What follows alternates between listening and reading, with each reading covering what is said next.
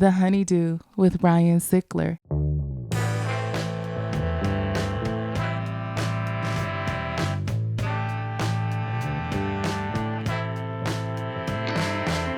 Welcome back to the HoneyDew, y'all. We're over here doing it in the Night Pants Studios. I'm Ryan Sickler, ryansickler.com, and Ryan Sickler on all your social media. And again, look, you know I love what I do.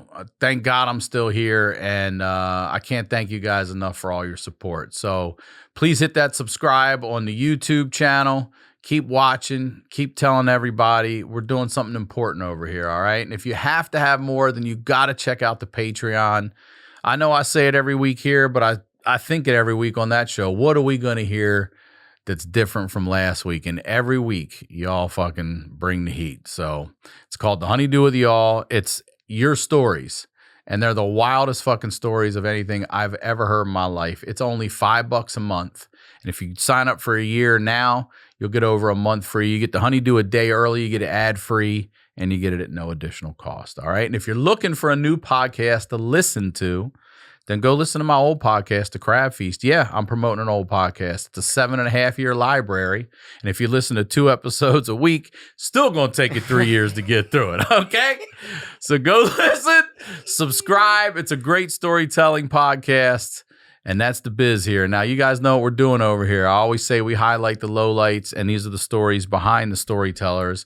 I am very excited to have this guest on today. First time here on the HoneyDew. Ladies and gentlemen, please welcome Ian Fidance. Welcome to the HoneyDew, Ian. Thank you for having me, brother. I'm excited to be here. Dude, how about the walk up outside? That was, it could not have been planned better. If someone wrote that in the script, like, this is too, Dude, this is too. It was insane. And also, I didn't see, you were behind a tree. Yeah, I was yelling for you. Appeared. You just appeared out of nowhere. I get out of my car. I get a cane. You come up, you get a cane. I'm on right hand, you're on left hand. You get a joint, I get a cigarette. I'm like, is this sunglasses, regular glasses, yeah, hoodie? I mean, the drinks, Chick-fil-A, dude, Starbucks, yeah, dude. It is just a mirror. It was unbelievable. It was incredible. The inverse Ian. It was wild. It was awesome. It was like Inside Out parallel universe. Yeah, I fucking loved it. Dude. Totally. I loved it. It was amazing. Well, thank you very much for being here. I'm glad you're doing well after that. But before we get into whatever we're going to talk about, plug, promote, everything you'd like, please. Ooh, give it all. You can follow me on Instagram, Twitter, and Twitch, ianimal69. IanFidance.com for all my dates. And I have a great podcast, Being Ian with Jordan. My best friend, Jordan Jensen, and I, she's a great comic. We have brain parasites and are just rat-brained and ADHD, and it's a lot of fun. And I also have Bye Guys on Gas Digital with me and Zach Amico. And yeah, I got a lot of dates coming up. I'm super excited. I'm on the road every weekend until like June. And I'm shooting a special in New York City. Yeah, good and for I you. can't fucking wait. Well, also, I want to throw out a congrats to you because you just sold out the Hollywood Improv on Sunday night, and that's huge. So good for thanks, you. man. I said it feels incredible to fly into a major city, and sell out their comedy club. It's fucking it was of their comedy truly magical, man. Yeah. It was amazing. I got a standing ovation at the end, and I had the mic in the crowd, and we're doing a sing along to one of my favorite hardcore bands. I'm like, in my head, I'm like, should I stage dive? Should I just, and I fall on this 23-year-old like Instagram model? I'm like, okay, never mind. Good for you. Yeah, it was really neat. And my good buddies were there, and it was just such a, to be able to put my friends on the show and make it like such a fun hang was like so cool, and I love watching my friends do stand up and have a good time. And so I appreciate that. Thank you, Ryan. Yeah, good for you. It was great. It was Those really are the fun. good times. Now let's talk about the shit show. Let's get into it. Let's go. Well, so just outside talking to you, I found out you're from Delaware. There are not a lot of Delawareans that really come out of there so much. I know there's Aubrey Plaza, Delaware. A little guy named Joey Biden's a little Delaware guy. Yeah. And So me, I'm just the dirty dick Delaware doozy. That's what I am, dog. So tell me about your world. What's it like growing up as Ian in Delaware? Man, I don't know, man. It's just a same place as everywhere else. You know, you find your own fun, you do your own thing, and then you leave as soon as you can. But I mean specifically for you. Your mom and dad are married at the time. You're living in Delaware. That's where you're born? Yeah. Okay. Yeah, born and raised in Delaware. And the place where I was baptized is the same place where my parents got married and where we had my dad's funeral. And it was, you know. You talk about full circle. Yeah, That right? really is. Yeah. Are you an only child? I'm an only child Okay. in Delaware. Mom and dad, amazing family. My childhood was like so idyllic. My dad would come home from work. I'd run out of the house. The dog would run around him. My mom would be at the door. He'd come home. He was all-time quarterback. All the kids would play football at my house, you know, snow days. Everybody in the neighborhood loved John, you know. And What did he do for a living? he was a train inspector for CSX. Oh, in shit. Philly. Okay. Yeah. And so I lived in Delaware, and he would drive back and forth to Philly every day for work. And it's full circle again. I started comedy in Philly, and every night I'm driving back and forth No shit. from Delaware, except he was coming from Are you just sobbing? family's house with a wife and a kid, and Yeah. I'm literally coming from a halfway house because I burned my life down. Driving to and from Delaware. My dad's making a living supporting his family. I'm doing open mics for free. Paying $400 a week because I'm living in a fucking halfway house. So it was a little different, Ryan. A little different. You know? I'm just like my dad, man. You know? Yeah. And the halfway house I lived in was directly across the street from the bowling alley my mom threw me my surprise 18th birthday party. And I'm just like, how did I get here? At 18, I'm going to college. Friendship, How did I you know? get over here? I'm like, I wish instead of a bowling ball, it was a crystal ball, you know, for me to just like, you know. Okay. I'm talking a 40-foot walk. Yeah. I'm in the Right. halfway house. I got to be home by 10 p.m. because I'm on curfew, you know, and I'm getting my chores done. I'm out on the porch smoking cigarettes next to a pagan meth dealer, and I'm looking like, where did I go wrong? You know, it's fucking gnarly. But that's Delaware, baby. That's Delaware. You said it's just like growing up everywhere else. Yeah. You know, we all do piss test every week. You know? Little Delaware Yeah. stuff. That's like Yeah. Uh-huh. Okay, let's go back Yeah. to childhood. Yeah. All right. Now you sent your bullet points in. So you lose your dad at 8. Your dad dies when you're 8. How does your dad pass away? He died in an accident work on the train yard. No. Yeah. How? It was gnarly. Do you mind talking about it? Um, Or at least you don't have to get like specific, but Yeah. was he run over? No. There was, I mean, it's so funny with these train derailments. Everyone's talking about safety regulations, and it's like, man, shit happens and then change is made. You know, my dad died, and then afterwards they were like, oh, maybe we should put some safety regulations on this, you know? And the funny thing is, where he died in Philly is now an IKEA. No. So to go see where he died, I have to be like, hey, you tell me how to put together a couch. How do you put together a broken family? You know? Anyone? Can you help? You know?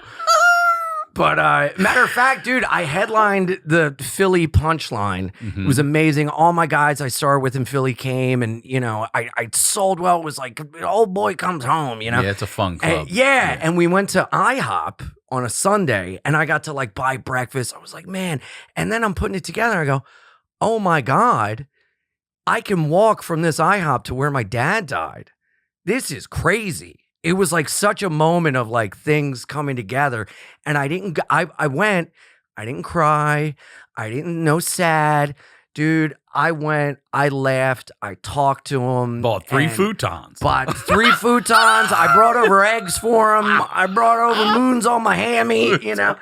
And dude, I got shot with these memories because I saw the big like warehouse because I remember like take your kid to work day, and he like brought me up, and dude, I got this vision of us pulling up in the truck, getting out, me going, seeing his locker, and I saw the building. It's all like dilapidated, you know, and it was just such a fucking, I don't know, it was a really, a friend asked me, and they go, how does that make you feel? Oh my God, I'm so sorry. And honestly, man, And this is, like comedy's great, this and that, cool, awesome. But the thing I'm most proud of, man, is they go, how does that make you feel? And I go, at peace. And that is such an amazing achievement because it's coming up on 3 decades, 30 years on May 20th. And I spent so long in like anger and sadness and loss. And man, to come back and have all those things lining up, it was just beautiful. I got no other feeling but gratitude and happiness. Yeah. Which I never thought I would get. And I'll tell you what, if you don't get there, it doesn't line up like that either because you don't see it. Yeah. You're just looking through a different filter of anger and rage. Yeah. And also, I was the same way too. Like, I didn't even realize sometimes how angry I was. And I'd be like, oh, you think that's just normal in my family? You know what I mean? Yeah, that's normal shit. I didn't know that was anger. Well, dude, alcohol like blew my life up, but I'm like thankful for it because getting to the bottom of a bottle, I could finally be like sad and release emotion and like that I would get drunk and like yell at him in the sky and access this thing. And dude, talk about anger. I was like such an angry I would just go up and like slap drinks out of people's hands for and, no like, reason. Try to fight. Like, come on, hit me. Like, dude, insane behavior. You get killed. Oh, yeah, I did. Yeah. Do you know how many times I've cartoonishly gotten thrown out of a bar, like the old heave-ho by the bouncers, Just for slapping drinks and shit, oh, being dude, the dick at the bar. Right now, visions of just a fist coming in my face from a bouncer. And I'm like, I deserved it, Yeah, it's fucking crazy. All right, wait. I want to take you back to a time that might be uncomfortable for you, but you're 8 years old. How do you find out that your dad has died? Man, well, this is a trip. So strap in, pack your bags. Let's go. I don't know if these belts are tight enough. Did you bring your passport? Because we're going on a journey. My dad and I were best friends. I mean, this guy was my guy. There was a connection there that, again, man, I knew him for 8 years, and we were closer in that than friends of mine that had their dad their whole life. I got friends that have dads. They might as well be dead. And this guy, man, when I was born, I was in the hospital for 30 days. I had like jaundice. I was on this machine. I was in incubator. He wrote me a letter every day that I didn't see until I was like in my 20s. And no, yeah, and before he would leave, God, yeah, that bro, day had to be, bro. We'll get to it. And every day before he left for work, he'd write me a note on a legal pad, just write a note to me and my mom, and make jokes and everything, and like talk about the day before or whatever, and how he's excited about the weekend, this and that. Every day before he went to work, I have stacks of these letters, and he and I were just so close, man. We would have guys weekend at the beach where it was like he and I would just go to the beach in Rehoboth, Delaware. And the last day, we'd wake up to watch a sunrise over the beach. And, we were always incredibly close. And the way I would get out of trouble when I was younger is I would imitate him. I would make him laugh. And then he couldn't be mad, That's what my fucking daughter does to me now. Yeah. She imitates her mom. I go, what do I do? And she goes, you go, get to bed. And I go, oh, I started laughing so hard. I go, I do fucking clap. Yeah. I go, let's go. Yeah. Yep. And I don't even see it. Yep. I started laughing so hard. Yeah. I go, you're lucky. I do that. Yep. I would go at dinner. I would go, damn it, boy. He would just crack up, Yeah. And so he and I, we were fucking synced up, locked in, right? And so the day before he died, my aunt died. My great aunt, Aunt Sis. So it was his aunt, and we had just reconnected with that part of his family because his dad was a bad alcoholic. And he told his dad, he said, look, you're not meeting my son till you get your life together. So I didn't meet my grandfather until I was like 7, a couple months before he died. And I sat on his lap, and this guy was so beat up from like alcohol and drugs. I sit on his lap, and the first thing I said, I go, Pop, are you a robber?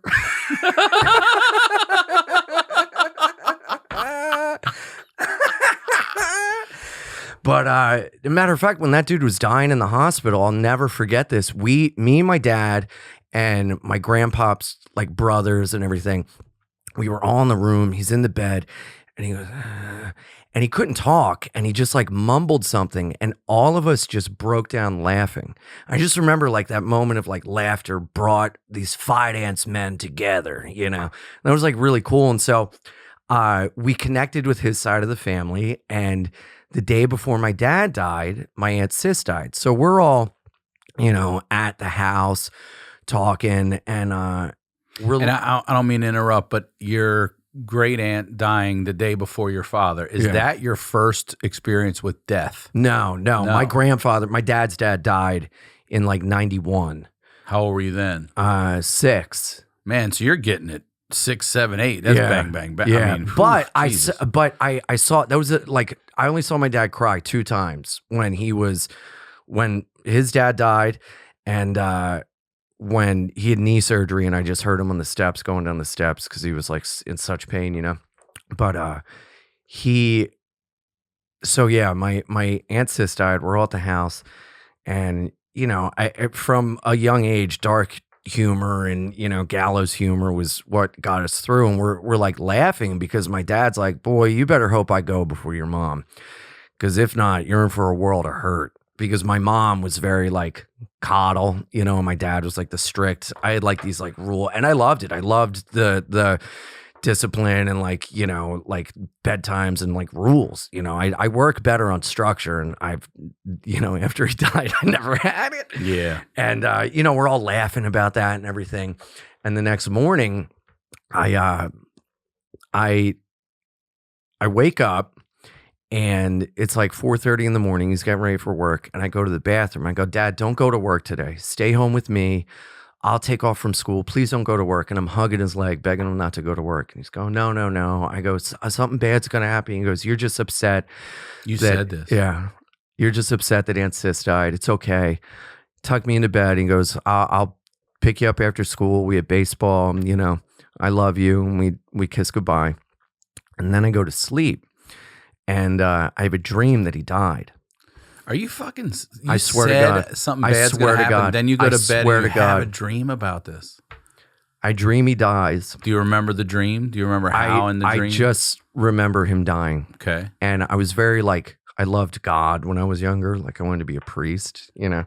Well, you really love God. Oh, yeah. Bro, my parents gave me like a cartoon picture Bible, and to punish me, they'd take it away. Like it was, you know, like I used to get picked on, and my dad was like, you got to fight these kids back. And I'm like, but Jesus, turn the other cheek, you know. Yeah, like total. Take that fucking goddamn Total cartoon gay book boy away. for God, dude. For God. So, I'm gay for dude, God. I was so gay for That's God. great, it was dude. out of control, man. Like, Jesus. You better make that t-shirt or gay something, for God.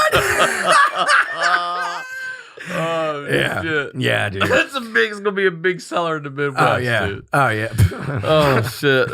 I was gay for God, and I dreamt he died, and I woke up, and I remember sitting up and going, oh my God, thank God it was a dream. My dad would never die. God would never let that happen to my family. And that morning, I don't remember this, but my mom says that morning he kept calling the house to check in and like make us laugh. And my mom was like, you're going to get fired. We're not going to, you know, have any money to live. You better go. Get back to work. And he just kept calling, I love you guys. I love you. And then I had that dream. I said, God would never let that happen to my family. And I went to school, and I'm going to the bathroom early in the morning, and this girl stops me, a grade younger than me. My mom was a teacher's aide at my school. Okay. And so I was in 2nd grade. My mom was a teacher's aide in 1st grade. And this 1st grader comes up to me when I'm going to the bathroom. She goes, are you Ian Fidance? I go, yeah. And she goes, your mom had to leave school because your dad got in an accident. That's how you found out? I just knew. They said accident. I just knew. And I started just wailing. And a teacher had to come up and go, no, your mom, you know, your Aunt Sis died, so your dad was just feeling upset. So everybody's at your Aunt Sis's house. It's okay. And I'm like, uh-huh. And then I go back to class, and there's an announcement over the speaker, Ian Fidance, please report to the main office. And I fucking knew. I fucking knew. And I tried so hard to posture and like, I put my Phillies hat on backwards and I was like, I get to leave, have fun in school, you know, just making it out like I'm the lucky one, you know. And, you know, my mom and my grandfather were there. And in the morning that day, it was like so sunny. And then when I go out to school, it was just cloudy, drizzle. It was wild. So I go to the car and my grandfather, we got him a shirt that said, help, I can't, like, help, I'm talking and I can't shut up. Like, he was just, I love him. He was the best storyteller, always running his mouth. You know, his name's Poppy. You know, we called him. He was in the car and my mom was, and it was the first time he'd ever been quiet. You know. 1 second. Yeah. I'll pause you there. Kirsten's giving me a note that says, careful with your rings on the table. Oh, I'm so sorry. No, and I'm sorry to stop you right there. God, But remember, sorry. we're talking about Poppy, and we're going to start. You know, you don't have to take them off. No, sorry. You're fine. Okay, I'm putting it on. Okay. Sorry, I hate Did to I ruin interrupt it? you. Okay. No, you Oh, didn't. God. This is worse than when my dad died. This is fucking a new tragedy. You know? You better keep that part in. You better keep that part. Keep it all. So, I just want to say this too. This is really fucking hitting me because my daughter's 8 and I can't, and I did almost die. And I can't imagine her yeah. getting this news at any age, but this is you and you have such a vivid memory of all Yeah. this that I know she would, and it terrifies me. Yeah. Please, your grandfather. So on the way home, he molested me. No, could you imagine? Oh my God. Yeah. That was the first time I got molested. I was about to be holy. Poppy, more like pop me. Woo! Oh my God. So anyway, my father's dead, and so we So mom and grandpa. we get in the car and we go home. Are they and telling you there's just anything? nothing. We'll talk when we get home. And when I was a kid, I was a little bit of a whiny baby, and they would say, "Do you need a cry rag?" Because I would cry a lot, you know. And when I would act like a girl, they would call me Ianetta, which kind of, you know, explains some things. But my mom goes, "We need to get a cry rag." I go, "Okay." So we go in the living room. She sits me down. She goes, "There was an accident at work today, and your daddy died." And I just remembered screaming, just screaming. And I couldn't stop screaming. And yeah. And then now you've got your aunt dead, your dad's dead. I mean, what happens? What do you do next? I mean, are you out of school for a while? The family comes over and you just sit in silence because no one knows what to say because it's especially to a fucking 8-year-old. Because it's a fucking tragedy. And then everybody grabs you and goes, "Well, he's in a better place. Your dad's with you now forever." And I'm like, "Are you a better fucking place? We were just having catch yesterday. Fuck you. Yep. Are you kidding me? I'll be there for you forever." And then everyone disappears. Yep. You know, nobody knows how to deal with a 40-year-old grieving mother and an 8-year-old boy that's had the most cataclysmic, traumatic thing happen. And then you see when you get upset, everyone around you gets upset. So you go, "Oh, don't get upset. I'm making the adults cry." So you just fucking fake it till you make it. Yeah. You know? How does your relationship with your mom change? You guys, do you get super close now, or you said? I mean, your dad now we was are. Like, Now no, we I mean are. then. Like Oh. at 8, do you remember? Like, are you pushing back? How do I you, mean, dude, this woman is such a fucking because it's just you and her. angel, fucking human of just like that woman did everything she possibly humanly could to make my life okay and to try to give me as best a normal life as possible. And you know, she just I'm forever indebted to who she is as a person, as a mother, and just she's an amazing person. But you know, look, it is what it is. She lost it, you know. She did. And it was a thing of, you know, we never really talked about it because it was so hard. And dude, I'll never forget, man. Again, like, and this goes back into the alcohol thing about finally letting me feel emotion, because we're at the viewing, and the police had to show up. There was like a huge fucking dust up. My mom at the funeral had to get taken out on an ambulance. She passed. It was like a fucking shit show, bro. It was a fucking shit show. Whatever. And so, I'll never forget. I closed his casket, and they had to pry my fingers off it. I'm screaming. They throw me in the car, and we're driving to my grandparents' house, and I'm just wailing. I didn't have the vocabulary or anything to process or put. The only thing I knew to do was just gutturally yell. And dude, my uncle fucking slammed the car brakes and was like, "Shut the fuck up, stop screaming, stop crying." Damn. And he did it. Dude, I know right where it is, off Union Ave in Wilmington, Delaware, going to fucking Delaware Ave. There's a turn and there's a train track, and he stopped right at the fucking train track. I was about to say. And goes, "Shut the fuck up." And I'm like, if this is not a sign, like, could you pick a different place, Uncle Bill? You fucking dickhead. Oh, God. I mean, are you kidding me? What are we doing? What is happening?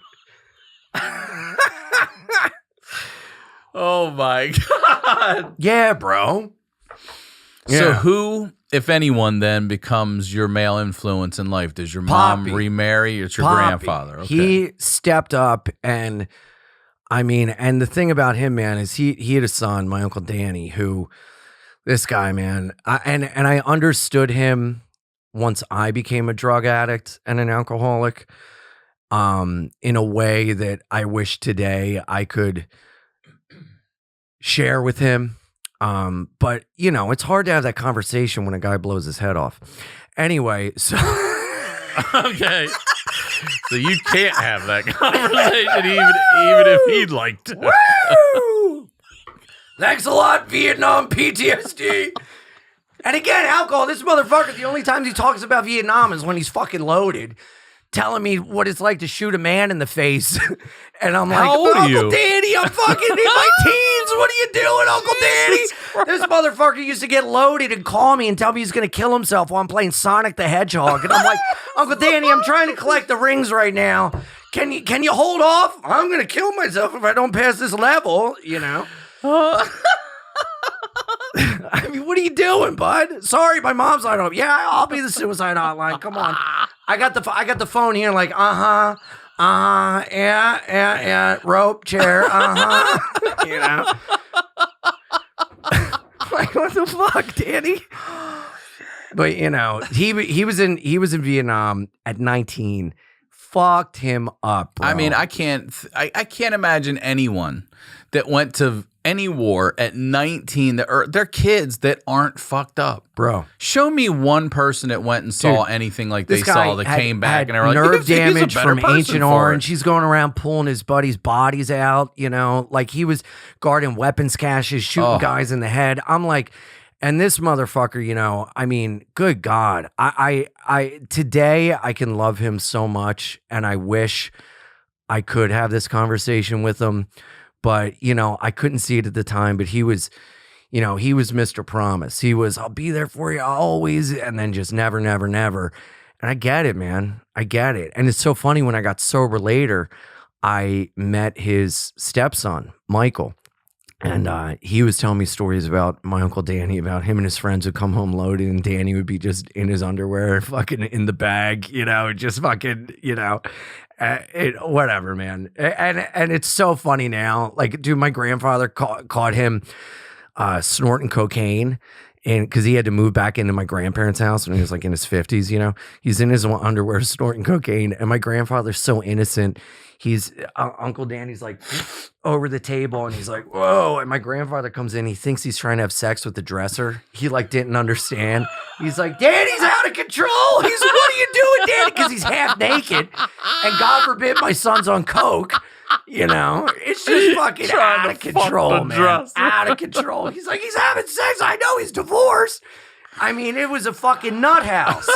This is where you're You living. know, this is where I'm living. I'm getting shipped off to my grandparents' house. Uncle Danny's fucking a dresser doing coke in the next room. I'm figuring out my body, thinking my dad's watching me. It's a fucking recipe for disaster.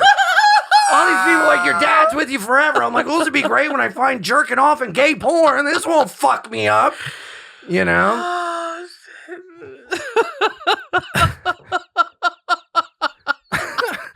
This podcast is sponsored by Betterhelp. Getting to know yourself can be a lifelong process, especially because we're always growing and changing. Therapy is all about deepening your self-awareness and understanding, because sometimes we don't know what we want or why we react the way we do until we talk through things. Betterhelp connects you with a licensed therapist who can take you on that journey of self-discovery from wherever you are. Look, you know I'm a big believer in therapy. I go to therapy myself. I try all different kinds of things to be a better person. And therapy is great. It's helpful for learning positive coping skills. It's helpful for setting boundaries. It empowers you to be the best version of yourself. It isn't just for those who've experienced major trauma, all right? If you're thinking of giving therapy a try, BetterHelp's a great option. It's convenient, flexible, affordable, and entirely online. You just fill out a brief questionnaire to get matched with a licensed therapist, and you can always switch therapist anytime for no additional charge. If you want to live a more empowered life, therapy can get you there. Visit betterhelp.com/honeydew today to get 10% off your first month. That's BetterHelp, HELP.com/honeydew. There's no quick fix for anxiety and depression. It's not finding a new therapist or starting an exercise routine, not more and regular meditation or a better diet. Sometimes you need something to unlock your brain, a new way of thinking about and seeing the world. Maybe that thing is guided ketamine therapy from Mindbloom. There's a new tool to improve your mental health, at-home ketamine therapy. Mindbloom is the leader in at-home ketamine therapy, having safely helped thousands of people overcome their anxiety and depression. Unlike traditional talk therapy, ketamine works quickly and doesn't have the unpleasant side effects of traditional antidepressants. In a study of over 1,200 Mindbloom clients, 89% reported improvements in their anxiety and depression after only 2 sessions. Right now, Mindbloom is offering my listeners $100 off your first 6-session program when you sign up at mindbloom.com/honeydew and use promo code honeydew. Take the first step and break free from your anxiety and depression with Mindbloom. Mindbloom.com/honeydew and use promo code honeydew. Now, let's get back to the do. Oh my God. So how long are you there? How long do you stay there? What? From what to what? What ages are Stay you where? At your grandparents? Where are we? I don't know where I am right now. I got a case of the Joey Buys. I don't know where I am right now. No, I live 5 minutes away, man. So he would come over all the time. Right. I'd go over there, you know. And God bless my mom, man. But any reminder of my dad would be an issue, you know? Like, you couldn't even talk about it. Dude, I would watch home videos because we had a VHS tape, everything, whatever, and I'd watch these home videos and I just get so sad and we couldn't even say what it was. And my mom would just go, "Stop watching those videos. You get weird. You're being weird. It makes you weird." And I'm like, oh, okay. It makes you have feelings. Yeah. But, you know, God bless my mom, man. She's trying to protect me. That's all she wanted to do was protect me, you know? She wanted me to be okay. She saw her little boy being upset. She didn't want that, you know? And, you know, my mom just cut off everyone on my dad's side, the family, of the life, because going around was like really upsetting, you know? Man, and then I would get upset. Right. So I didn't see my dad's side of the family for like almost 2 decades. Because it would upset your mom. Well, upset my mom, but upset me, which is a natural part of grieving. But it was, I don't want him to be upset.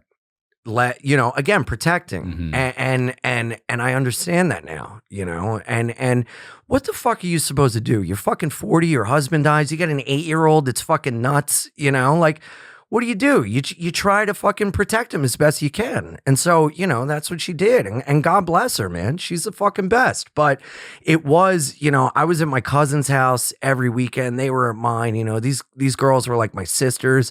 I was the only boy in the family.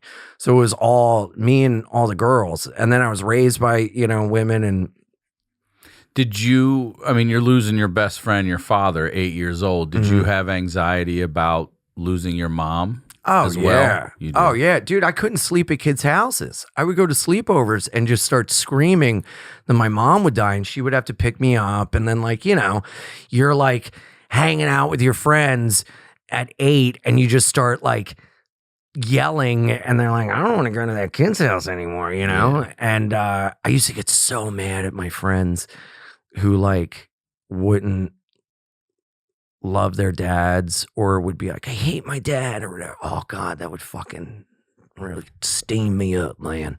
And you know, yeah, I constantly was afraid my mom would die. You know, to this day, if I call and she doesn't pick up, I'm like, she's dead. She's dead. She's dead. I'm calling the neighbors, knocking the door, you know, Janine, get over there. Gail's dead. You know, and then meanwhile, my mom doesn't know how to work her phone. Good old school names. Oh, yeah. Janine and Gail. Janine, I'm calling her friend Eileen. I'm like, Eileen, you got to get to the house. You know, meanwhile, my mom's going deaf. Trio, she can't hear the phone ring. I love the trio, bro. Eileen, Janine, and Gail. Oh, dude. She fucking had Linda, Kathy's, Shirley's. I mean, my mom was leading the Delaware widow team, man. Because my mom hit it early. Nobody else's husbands died for like 20 more years. So when their husbands died, my mom's like, sit down, let me tell you what it's about, you know? Yeah. Oh man, dude, what a crew! Yeah, dude, yeah. The Delaware's widows. Oh yeah. I call it no sex in the city. Just these fucking widows running around, ripping it up, going to the pool hall, getting loaded at Stanley's. I'm home having to pick my mom up. She's 3 sheets to the wind, you know. I love it. Oh, dude, the fucking best. Have you picked her up, really? Oh yeah, that's great. Dude. The fucking best. Dude, when I was at in a bad spot, I was living in this 1-bedroom attic apartment in a farmhouse in Delaware, and I'm bad, man. And my mom comes over and she goes, you know what? I've seen you do all this. Why don't you see me do it? I'm going to do what you do. And I rip her a fat gravity bong. I'm fucking making her drink vodka. She's doing My it? mom's getting loaded with me. And she's fucking yakking in the toilet. She's like, dude, she gets on this gravity bong. And finally she goes, we had a fucked up life. You know? She's finally going like, it took all that. It was wild, man. You know? I'm sitting there, bottle of vodka, ZZ Top Slam, like, Gail, you said it, sister, you know? Oh, Jesus. Yeah. Fucking making my mom take gravity bong rips. That's what it took. Yeah. It took all that to just reality to set in. Oh, yeah. Yeah, my mom's like, oh, fuck, man. Shit was wild. Just set her normal. Yeah. It just set her normal. Just ripping my mom a fat, creamy gravity bong out of a Brita filter to a 2-liter Sprite bottle. Oh, all right. Yeah. Here, let's shift gears for a second. You've mentioned addiction a couple of times. All right, let's go to that. Yeah. What age do you start using? What are you using first? 8th grade. 8th grade. Yeah, I mean, I'll never forget the Was it alcohol first? Yeah, or? my friends made me a shot, and I drank it, and I was like, dude, I want to feel this way all the time. This is fucking amazing. I felt it from the tip of my toes to the top of my head. And, dude, yeah, I fucking, you know, got loaded at a New Year's Eve party in 8th grade. I'm falling out of my dad's, which is now my mom's truck. You know, I'm fucking 14. The first party I go to, I make such a fucking ass out of myself, man. Everybody's just like, ooh, beer. I run into the vodka and I'm like, this is fucking amazing. I pass out on the front lawn. I'm begging this kid to sell me weed. I'm like, I don't have the money now, but my grandma gives me a check for Christmas. I'll give you the check. You know? This motherfucker just said my grandma gives me a check for Christmas to buy weed. 14. No, 13. I didn't turn. No, 14. Yeah. That's what Just I've a never fool, heard. dude. I've never heard that one. I had to fake sick because I was so embarrassed because everybody was like, dude, that kid's fucked up, you know? And then this motherfucker, his name was Paris. He was like the weed dealer or whatever. On his AOL profile, he puts for interest, ripping off fags for weed like Ian, because he sold me like a gram of weed for like $40. And wrote that on his fucking... Yeah, so now I'm a fag named Ian, which is in secret, yes. And I fucking am like, I gotta not go to school because I'm trying to bribe these kids into getting me, and something ticked in. I go, I really like that girl, Christiana. I'll give you some of my grandma's Christmas check if you hook me up with her. So at 14, I'm trying to get a prostitute that's not even, I'm trying to have this guy pimp out his friend. I mean, it was fucking off to the races off the bat, you know? My grandfather picked me up. I'm on this front lawn. I had to lie and be like, I had food poisoning, you know? It's fucking gnarly. So then after that, I was like, no more. How long did that go? Well, I came up in like punk and hardcore and ska, and I was like in a band. So I straight edge was like that, finding straight edge, which is a lifelong promise of no drugs, no alcohol. You know, the music scene really kept me straight. You know, like I was straight up, everything with music streams. I was X's on the back of my hands, fucking at shows. You know, friends of mine were slashing tires in parking lots at bars, like, fuck you, drugs destroy dreams, you know, like all this shit. And you couldn't tell me nothing. It was, for the rest of my fucking life, I'm not doing that. You know, I don't want my dad being upset with me. I don't want him embarrassed, you know. And man, being straight edge like kept me on the level. Being involved in music kept me straight. You know, I had a crew of guys that we were all straight edge. It like emboldened us with the lyrics and everything, you know. And then I eventually, it alienated me because I got away from those guys when I moved to New York at 18, and all those guys, we kind of lost touch. And then all my friends, I didn't have many friends in college. I just had like 3 guys, and they were like drinking all the time. So I would go out, I wasn't drinking, so I'd leave at like 10 and just go home alone. And I'm like, oh, this kind of sucks. And so I started drinking alone because I was embarrassed because my whole identity was straight edge Ian, you know. Mm-hmm. Ian's fun. He doesn't even need drugs and alcohol to have a good time. I've always been, you know, like, woo. And so I started drinking alone. Like, dude, I would go to the fucking bar and so afraid that people would find me that I'd put on a costume. I'd put my jacket on inside out like I was like a fucking senator going to fucking get his dick sucked in an airport bathroom. I'm just like, oh, it's not me. Nobody cares. And I didn't know any drinks. The only drink I knew was an Alabama Slammer. So I'm just ripping them at a bar alone. And yeah, and then eventually I came out as like, hey, I'm drinking. And my straight edge friends, we, you know, it's like, if you're not now, you never were, you know, like you turn your back on people when they break edge, you know. And I didn't even know this was a thing. I didn't know the edge part of this. Yeah. So they're like, it's, nah, the phrase is true till death, you know. Yeah. I like that. Yeah. That's a true till death. Point. Yeah. Yeah, man. So you keep drinking. You're like, whatever. Oh, dude, done with these fucking guys. off to the races. I was in my dorm room once I started drinking, and do you remember Sparks? It was like the precursor to Four Loko. It was like alcohol with energy. I know Four Loko, yeah. Right. Well, those God bless them. Holy shit! Fucking crashed my bicycle ripping Four Lokos. I crash. I'm on the Williamsburg Bridge. These people come up to grab me. I run away, covered in blood, because my Four Lokos rolling down the bridge. That's why you're running. You fucking asshole. Yeah. I saved the Four Loko instead of being like, I think I'm wildly injured, you know? And I'll never forget, I'm sitting in the common room and I got a fucking Sparks on my knee, and it's like 2 p.m. And my buddy's like, what are you doing? I'm like, we drink. Isn't this what we do? You drink all the time? I'm drinking. And I'm like, no. And so I was just round the clock drinking, you know, and then I started to get fucking sad. And that's when I would start to have these swings where I would drink and be a mess and just grab my friends and be like, do you think my dad's proud of me? You know, and that's the only time I could talk about my dad. And that's when the anger would kick in. And that's when I would fight people. And that's when I would want my ass kicked. And, you know, that's when I like just threw everything away and was like, I don't give a fuck.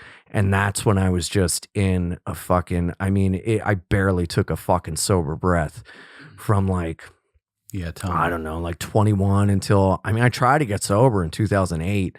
And dude, my fucking mom made me go see a priest, like all this shit. I went to an AA meeting and it's Alcoholics Anonymous. So I told everyone my name was Tom. Like I thought you all like lie about your shit, you know? But these motherfuckers are like talking at me. They're like, it's your first time, brother. You're going to be the best day of your life. I went through this windshield. I got this DUI. I lost this and I'm sober. And I'm like, well, that never happened to me. I'm not one of you. Yeah. 6 months later, I'm like sitting in rehab, like, how did this happen? You know? And how did it happen? How'd you get into rehab? No, I couldn't stop drinking. But you acknowledged it, or were you intervention? Like, how did you finally get to rehab? Well, my mom and my best friend threw me like an impromptu intervention. Okay. We went out to eat at the seafood restaurant in Delaware, and I'm drinking, and they're like visibly upset. And then, everyone knew I had a problem except for me. I was the one that was like, you guys are crazy. I was like the last one to find out, Meanwhile, I'm like waking up bleeding and like fucking, I would pass out on the street and take my clothes and shoes off and fold them next to me because I thought I was in bed. So. And you're outside on the fucking street? A literal gutter drunk. I would use the curb as a pillow or like steps as a pillow. A gutter drunk. My friends would have to push me home in a shopping cart. And so I fucking go to the bathroom. I come back and they go, Ian, you have a problem. And we want you to get help. And I'm like, this is a fucking intervention? Like, it is. And I'm like, you couldn't have gotten more people? Is that what you said? 2 people. Like, is that all I got left? Is 2 fucking people caring about me? You couldn't fucking call Uncle Danny? And, he doesn't have to bring his head. Just bring his body. Just bring his body, goddammit.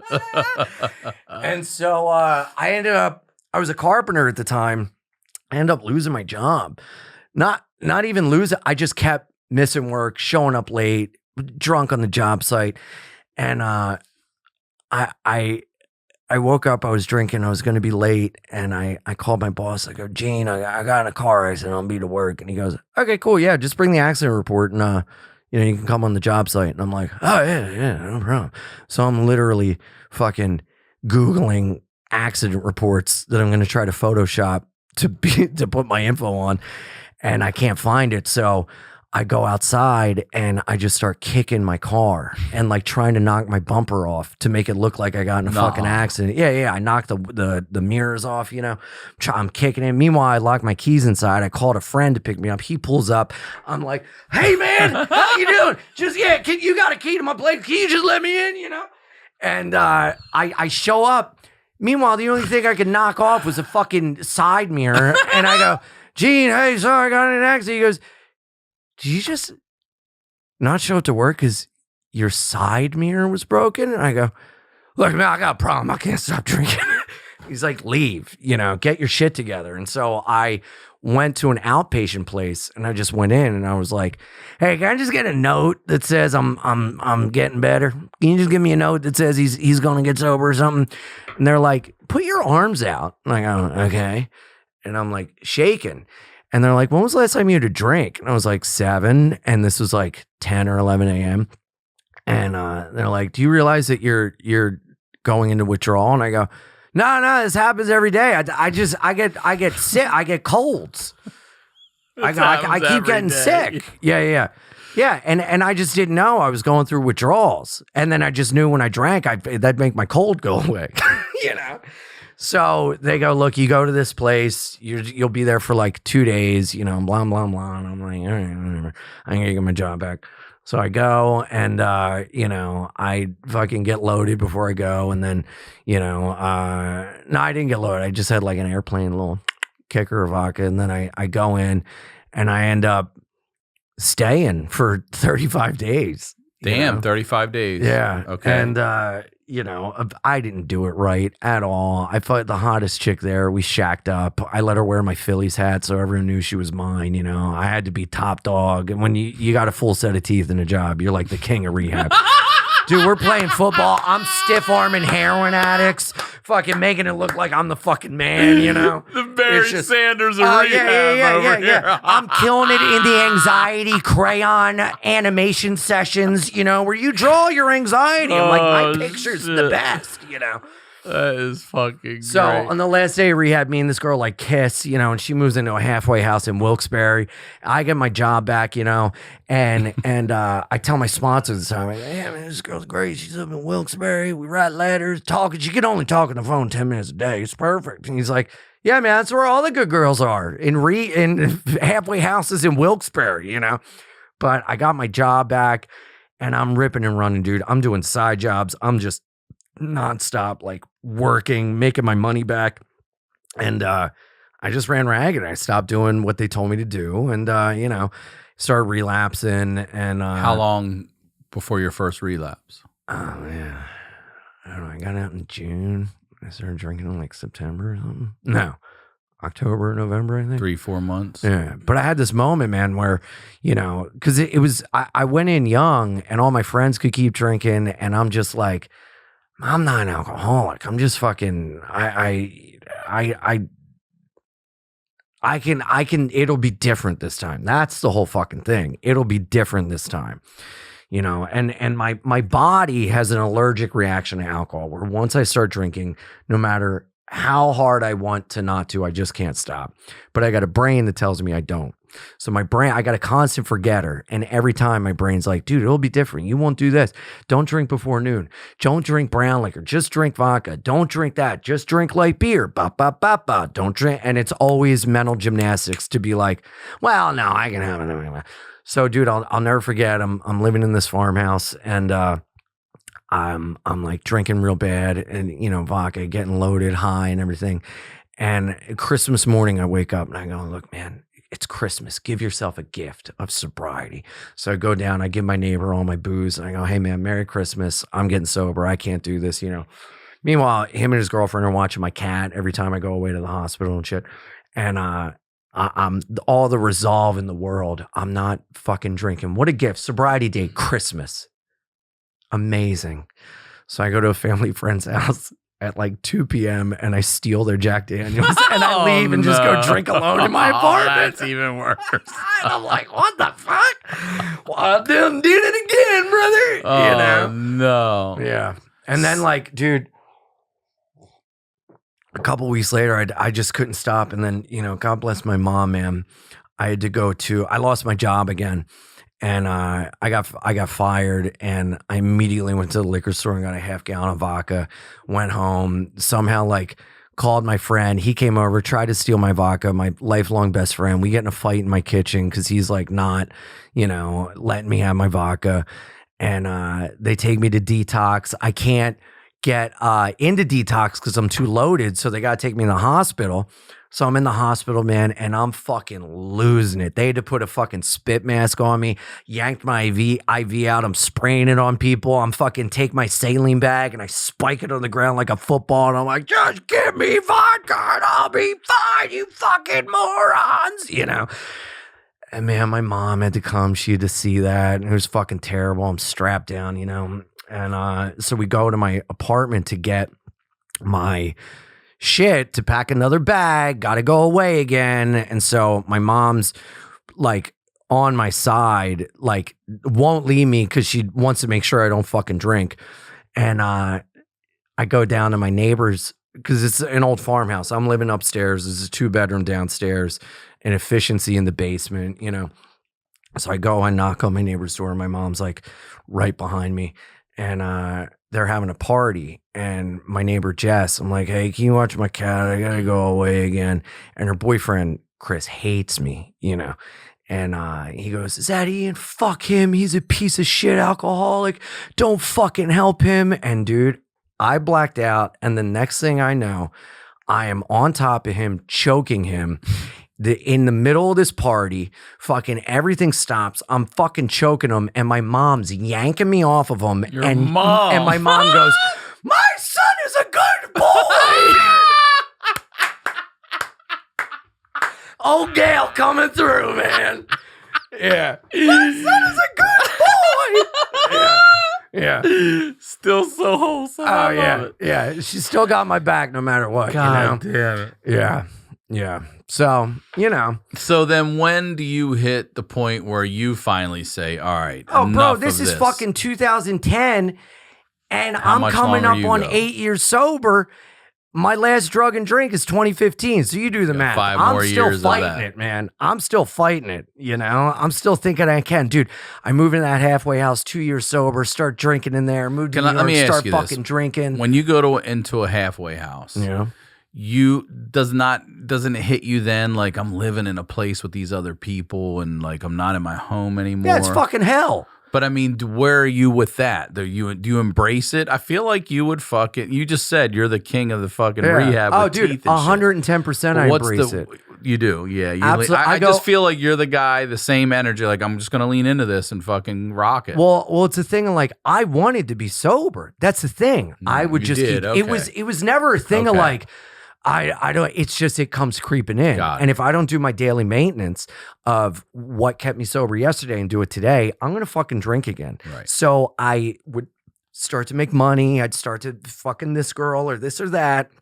And then I'm fucking slowly going, I can do it again. It was just young. I was dealing with this. And I love being sober. It's the fucking best. But it would slowly creep in and I would go, you know what? I'll have a fucking drink, So being in that halfway house, it's a 3/4 house. It was an Oxford house. So we didn't have like, we weren't under supervision. It was self-governed. We had like treasurers and, comptrollers and chore coordinators. It was like a setup to teach you how to live. And our house was called the Emmett House in Newport, Delaware. We were the Diamond of the North. That's what we were called. The diamond. Yeah, because our house was like the elite house that was run the best. And all the other houses, man, people were smoking crack in the living room and everything. And our house is like, if you're fucking serious, you're coming to our house, And so that was really cool getting in there. And that was like, I'm really trying. And dude, I was on fucking fire, man. I didn't have a job. I burned every bridge, but I'm fucking picking up alcoholics. We're reading the big book on the way to fucking this detox to speak, this and that. I started an AA meeting in Delaware, solution based. I'm fucking feeling so on fire, man. I'm loving my life. I'm loving sobriety. I got nothing. I'm in a halfway house. I've never felt better, And, on the way to these meetings and everything, we would listen. I'd put on comedy records, So like, and when I was working that construction job, I'd put on comedy records. I'd put on Attell, I'd put on Hedberg, Carlin, whatever. And, we're listening to Patton Oswalt on the way to these meetings, So comedy was always like a thing, And I started comedy in sobriety. I started living in a halfway house in 2011 and I started in Philly. And, but I didn't tell anyone in Philly what it was, except for my one friend, Tim Butterly, great comic. He and I are still dear friends today. I'm still friends with all my guys I started with, which is like fucking amazing. I love it. And I would pick him up in Kensington and go to Philly, but I had a breathalyzer on my car. And I told him not to tell anyone. So I'm picking him up and we're going over bits. And I'm like, okay, so I'm thinking about this tag. Hold on. Okay, so I'm thinking about this tag, I'm like, don't tell anyone. I'm fucking picking this dude up. I had a breathalyzer on my car for like 9 months, But I don't want anyone to know because I'm afraid they're going to like not be my friend and think I'm like a freak, And so I loved sobriety, man. It's the best, but it would always seep back in, And then finally I got my ass kicked enough to the point where I'm like, I'm fucking so beat up. And also to tell you the truth, man, I tried everything with like programs of recovery and I always had that obsession, always whatever. And then finally in 2015, I got hooked up with a drug called naltrexone, which is almost like an opiate blocker. So where in my mind, where there's like a hole for the dopamine and like that thing and everything, it basically fills that up and all the wires that are crisscross, it connects them. So, dude, I was on this medicine and it like truly made my obsession and craving go away in tandem with therapy and program of recovery and everything. So, so I haven't Coming up on 8 years sober That's in April, great. man. Because I wanted to ask you what it was that finally clicked. And part of it is medication, which I wasn't expecting to hear. I didn't know that was a thing. Not many people do. For alcohol, though. Not many I mean, people I know do. about it for other, like at the methadone, time, for only like heroin. 2% of alcoholics in the country were on this medicine. I Wow. checked myself into an outpatient place in New York, saved my life, Greenwich House, and they were like, Was this an experimental thing when you took it at the time? Is that why maybe a lot of people don't know about it? I don't know if it was experimental. I just know not many people were exposed to it. I see. I wasn't like an experiment. I was just lucky enough to be in a place where they Knew about it. Yeah. Because a big thing with programs of recovery is like, you got a hole in your soul. It's God. You need this. You're defective. You work on that. And I'm like, I'm doing every fucking thing. And I can't stop, motherfucker. I'm gay for God. I'm gay for God, and I'm still fucking drinking. What more do you want? You know? If the cure's at the bottom of the priest's penis, I'll fucking suck it out. Let's go. You know? But So yeah, that's brand new to me right there. Yeah. I've never heard that before. So that Yeah. it can help with alcohol. Totally. Hell yeah. What's it called? naltrexone. All right, can I ask you what you have any crazy side effects off of it? Is because I know these Chantix that would stop people from Right. smoking were No. having people go kill people. and No, shit. no. I don't know if that's accurate. Chantix don't come out. It does. It like It makes was you crazy, suicidal. right? Yeah, So yeah. maybe kill themselves. Yeah, no. I mean, you can even, Antabuse is a drug you take where if you drink, you immediately puke. But naltrexone made it so that like, I wasn't obsessing about, dude, I would window shop. I would go to a liquor store and just look around and be like, in sobriety. I would watch videos of people chugging vodka. Like when you relapse, it's not your drink. It happens way beforehand. It goes into your thinking. It goes into your actions. You can see it coming, and all the signs would come and I would just be like, fuck it. You get a case of the fuckets. How quickly did it hit? How quickly did you feel that Naltrexone? change? Yeah. Fucking Immediately? Yeah. Wow. In like a week or two. And again, like I was going to a meeting. I was working on shit. I wasn't just like pill done. Right. I'm like in group therapy. I'm in therapy twice a week. Dude, group therapy I was in group therapy for self-esteem, and that was fucking great. Me and just a bunch of fucking crackheads from the Bronx and everything. Is that what it was? Learning how to love ourselves. Yeah, dude. Yeah, it was fucking great. It was awesome. I love it. Yeah, my man, the counselor Daryl, he and I would roast each other. And I'd be like, you look like Grimace wearing that purple shirt. And he'd be like, you look like you'd use your this and that. Like he'd rip me on some insecurity. I'm like, all right, Daryl, you win this one. All right, I'll be back, motherfucker. Yeah. You look like you can't live a life sober. And I'm like, oh, you son of a bitch. I'm outright you one day, dude. You got me, Daryl. Dude, this has been an absolutely fucking fantastic, goddamn wild episode. It really has. I'm sorry. For what? I'm just saying, everything, because Kelsey Cook said this great. When you come sit in that chair, shit hadn't been good. You know what I mean? Yeah. It hadn't been. Yeah, but you know what, man? But for you to come on and joke and laugh, like it is so cathartic and so therapeutic for people who haven't lived what you've lived. Yeah. I mean, just losing your father at 8's enough. Then you're battling addiction on top of it, Yeah, but here's the thing, a man. lot. I obviously, yes, and I appreciate that. And I'm just so like grateful that I'm at a place where I'm all right with it, man. It's okay, like Yeah, you seem to be loving yourself these days. Yeah. I mean, yeah. you're very open about your sexuality. Yeah. You're very open about your life, your Yeah. trauma, all of it. So good Well, for dude, you. again, and you're man, clean and sober. in those letters my dad wrote, I just tell me never about saw those. it. Please tell me about those. They- How did you find who brought those up to you? They were hidden in my mom's closet. And who did she find them? I found them. You found them. Yeah. Yeah. So you could have moved that. Your mom could have left that house, and they're. We're still in the same house. That's what I'm saying. The But same if she'd car, have moved, same house. everything's you Yeah. don't get those. Yeah. So but how'd you I come found across them, man. And dude, well, the letters my dad wrote when I was in the hospital are like the most touching, amazing things. And even just like the words he said. And, my dad was this like muscle fucking tough dude, worked on a train yard, whatever, but he was so sensitive and so like spiritually in tune and like, you know, he was the only boy in a house of sisters and everything. And like, he was the guy that was the glue of his friend group. And they all said, you know, like John wasn't afraid to hug us. John wasn't afraid to, you know, whatever, but he was a really bad alcoholic.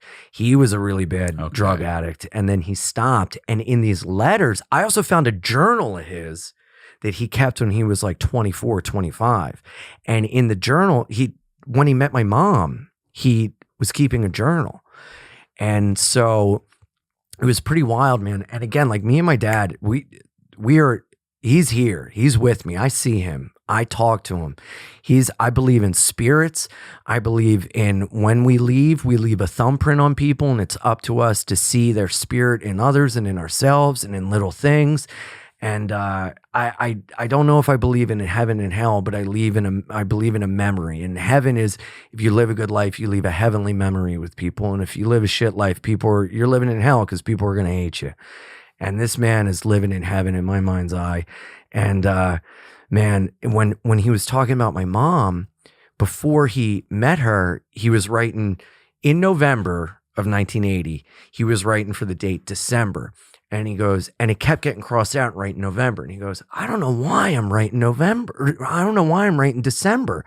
I keep seeing December. I feel like there's going to be a change in December. Come December, he met my mom. And oh shit, and that's in that journal, huh? Yeah. But I found in the journal, he was talking about getting sober. He was talking about never using needles again. He was talking about, you know, his fears of having a kid, of passing these things on. He was talking about love and spirituality, you know, and I got to see him in this way because I always wanted to know him as an old guy, you know. I always wanted to know him as an adult. And, you know, I got to know him in a way. And we would always joke when I was a kid, like, he and I are going to live together when we're older, and we're going to be on a front porch watching the sun come up, and our teeth are going to fall out. We're gonna, whose teeth are those? You know, and I see my dad in other people, and I see him in things, and you know, I've been so blessed and fortunate to have the relationships I have with people, and you know, Attell has become a dear friend and brother and mentor, and more than just comedically, just as like a person. And it's so funny, this thing came up because I opened for him, and we are chatty Cathy's, and we're on the phone and everything, you know. And he and I, after gigs, we just sit and smoke cigarettes and laugh. And I'm like, man, I don't know my dad, but I have experiences that I could have had with him with others. And I'm grateful for that, you know, and I'm grateful I can see that. And as long as I live my life knowing that dude's with me, he was so important to me. And all my dreams about him are me introducing him to my friends because he was so cool. And all my friends would come over, and my dad would take us to the park and everything, you know. So I try to live my life to where if you know me and like me, you would have loved John. You know, and I want people to see how great my dad was through me. And I want people to see how great my mom is through me. You know, my mom saved my life. This woman has my back no matter what. These literally, two people, she's in that house party. Yeah, she hacked me off a guy. I was assaulting a motherfucker. Gail ready to go. You know, and I see, dude, I see my mom and me. I see my dad. I see my grandfather, and it's so cool. I get to share these people with others, you know. And that's how I feel about like this podcast, and when I've been able to do like to keep my father's memory alive and my grandmother's as well. My special that's coming out soon is called Lefty's Son because it's all about him. He also gave me this stupid genetic blood disease that has me in the fucking hospital almost dying. So yeah, I get it. And I love that I've been able to keep their memory alive and stories of them from strangers. Like that story you told about your dad trying to burn that snake out of that hole. You know, whatever the fuck it is. When that comes back, and I was fortunate enough to have a Topps baseball card, and they give you a relic one, it's called. It's a game-worn jersey. So I took his old work shirt, and I had it put in there. Oh, so man. now whenever I'm at shows and they're like, I got one of those. It's like I get to say hello to my friend. I'm like, you know what I mean? It's like a little boom. There's my dad coming back to me. So I love that. How fortunate are we? Yeah, that's what I'm saying. You know? So lucky. Like it's so cool that as a byproduct of us sharing and having this conversation, it's going to hit other people. Yeah, for and sure. no matter what, like I growing up, no one I knew had dead dads. No, I was the only one, you know. And then you get involved in comedy. You're like, oh fuck, I Man, found my people, dude, you know.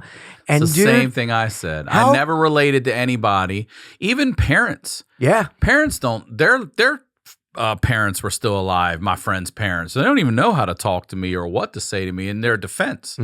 And then all of a sudden, I'm like, man, we had one friend whose dad died, but his mom was with him.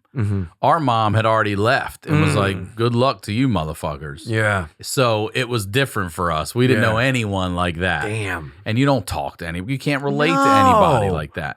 And then when you get to comedy, you're like, fuck. Yeah. God, I feel so much better around you. How fucking crazy is it people. that our lives could be enriched and better through something as silly as jokes? Yep. You know, it's the fucking best, man. And I don't know. It's just this was really fun. This was really great. Thank I you, needed dude. this. Yeah, me too. I really did. Before you go, Yeah. two things. One advice you would give to your 16-year-old self first, and I want you to promote everything again. So please, advice after everything we've talked about today, what are you telling 16-year-old Ian Fidance? It's going to be okay, and I love you. Fuck yeah. That's great, dude. Yeah. Sometimes it is just that. Yeah. Good for you. Please plug everything one more time. iAnimal69 on Instagram, Twitter, and Twitch, ianfidance.com for all my dates, and my podcast, Be an Ian with Jordan, patreon.com/Be an Ian pod. It's the fucking best, man. We're having a blast. And it's on YouTube. It's like a very visual podcast. And yeah, bye guys with Zach and Ian on Gas Digital too. This was so much fun, dude. It really was. It man. was. I knew it would be good. Thank I've been you. waiting to get you on here, dude. Thank you. Thank you, brother. Thank Yeah. you. As always, RyanSickler.com. Ryan Sickler on all social media. We'll talk to y'all next week.